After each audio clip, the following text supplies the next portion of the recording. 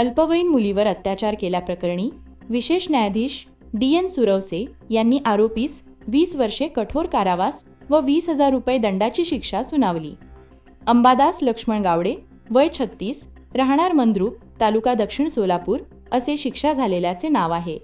याबाबत पीडितेच्या नातेवाईकांनी दिलेल्या फिर्यादीवरून मंद्रुप पोलीस ठाण्यात गुन्हा दाखल करण्यात आला होता। यातील पीडिता ही 3 मे 2020 रोजी घरातून निघून गेल्याने तिचे नातेवाईक तिचा शोध घेत होती। त्यावेळी पीडिता ही अंबादास गावडे यांच्या घरातून येताना दिसली। त्यामुळे नातेवाईकांना संशय आल्यानंतर घरी आल्यानंतर त्यांनी पीडितेला विश्वासात घेऊन विचारपूस केली।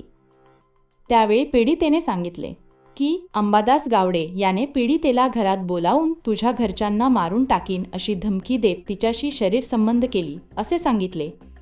असा प्रकार आरोपीने वारंवार केला असल्याचेही पीडितेने सांगितले। त्यामुळे याबाबत मंद्रुप पोलीस ठाण्यात गुन्हा दाखल करण्यात आल्यानंतर पोलीस उपनिरीक्षक गणेश पिंगुवाले यांनी आरोपीस अटक करून तपास केला व न्यायालयात दोषारोपपत्र सादर केले। आरोपीस अटक करून तपास केला व न्यायालयात दोषारोपपत्र सादर केले। याची सुनावणी विशेष न्यायाधीश सुरवसे यांच्या समोर झाली। साक्षीदारांच्या साक्षी व सरकारी वकिलांचा युक्तिवाद ग्राह्य धरून न्यायाधीश सुरवसे यांनी आरोपी गावडे यास 20 वर्षे कठोर कारावास व 20,000 रुपये दंडाची शिक्षा सुनावली। बंधुप्रेम न्यूज चॅनलला लाईक, सबस्क्राईब व बेल आयकॉन दाबायला विसरू नका। धन्यवाद।